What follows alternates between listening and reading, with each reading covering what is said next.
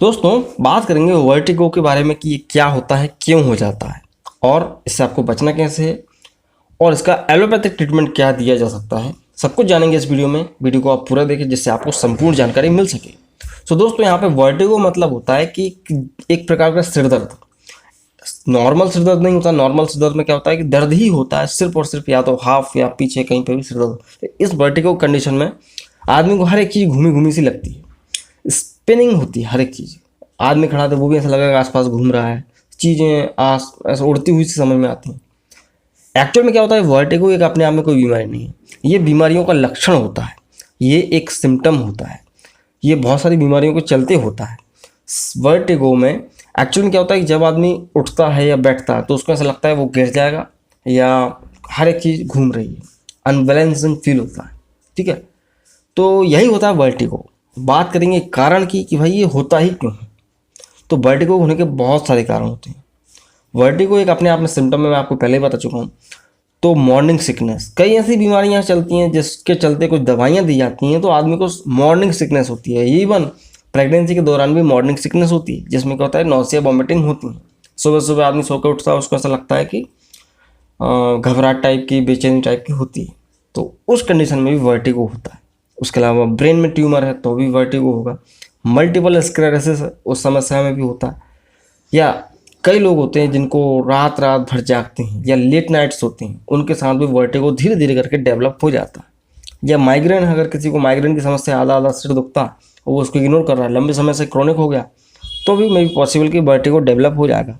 Year की surgery हुई है, ईयर में कोई इन्फेक्शन था, सर्जरी हुई है, तो भी हो सकता है वर्टिगो। ठीक है, हेड इंजरी, कई बार चोट लग गई है, सिर में चोट लग गई बहुत तेज, हेड इंजरी, या बोलना चाहिए कि लो ग्लूकोज लेवल, ब्लड के अंदर ग्लूकोज का लेवल कम हो जाए तो भी वर्टिगो होता है। तो यही इसके कुछ कारण होते हैं वर्टिगो होने के। ज़्यादातर मेन कारण होते हैं ये कि भाई ईयर इन्फेक्शन की वजह से ईयर की सर्जरी, कान की सर्जरी और ब्रेन का ट्यूमर और जो है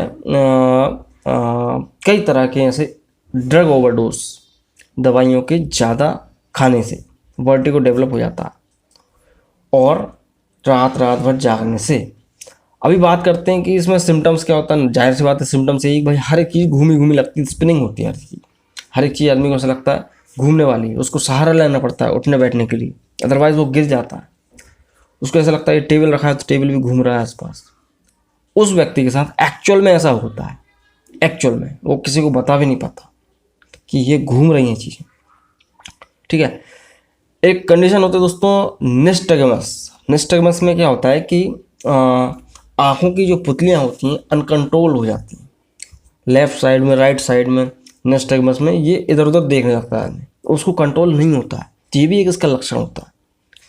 ठीक है, और कान में ऐसा लगेगा भारीपन सा, कान में ऐसा लगेगा कुछ वजन रखा हुआ है, वो भी ऐसा होता है। ये इसके कुछ सिम्टम्स होते हैं, लक्षण। अब बात करेंगे इसके ट्रीटमेंट की कि भाई देखो मेडिकल स्टूडेंट देखते हैं, उनके लिए वीडियो बनाता हूँ।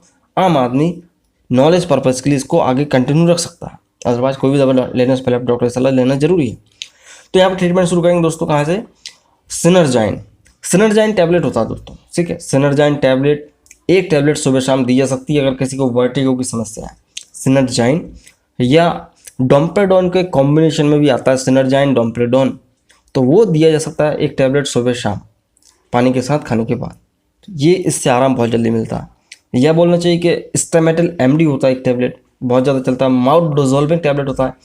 इसको तो जब भी किसी व्यक्ति को ऐसा लगता है भाई वर्टिगो हो रहा है, चक्कर बहुत तेज आ रहा है, सिर घूम रहा है, चीज़ें घूम रही हैं सफ़र में कहीं पे भी, तो वो एक गोली को निकाल के मुंह के सबलिंगुअल जीभ के नीचे रख सकता है। स्टेमेटल एमडी में क्या होता है, प्रोक्लोरपेराजाइन। ठीक है, ये इसके अंदर बहुत अच्छा वर्क करता है वर्टिगो में। उसके अलावा अगर वर्टिगो बहुत ज़्यादा है तो आपको इंजेक्टेबल ड्रग्स का इस्तेमाल करना पड़ेगा। इंजेक्टेबल में भी स्टेमेटल एमडी का ही इंजेक्शन आता है, वो आपको लगाना पड़ेगा 2 ml का इंट्रामस्कुलर इंजेक्शन लग जाता है, उससे वर्टिगो बहुत जल्दी ख़त्म हो जाता है। या इसके साथ में आप 2 ml का न्यूरोवियान का इंजेक्शन या कोई भी मल्टीविटामिन इंजेक्शन लगा सकते हैं, जो कि क्या करेगा, नर्व्स को इम्प्रूव करेगा। जो आपको इंट्रामस्कुलर लगाना है अल्टरनेट डेज पे। कई बार वीकनेस की वजह से भी होता है, तो वीकनेस को दूर करना जरूरी है।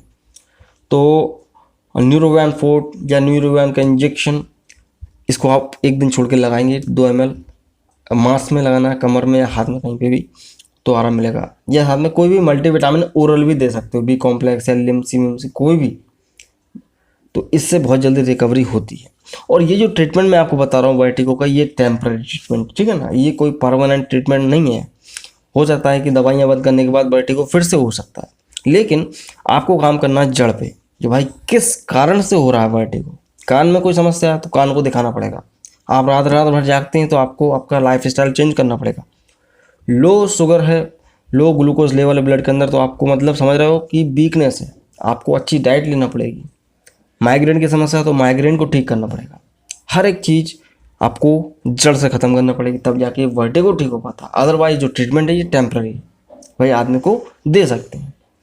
तो दोस्तों ये होता है वर्टिगो, और वर्टिगो के ऊपर बहुत सारी बातें हो सकती हैं, जिसको मैं अभी दूसरे किसी वीडियो में कवर करूँगा।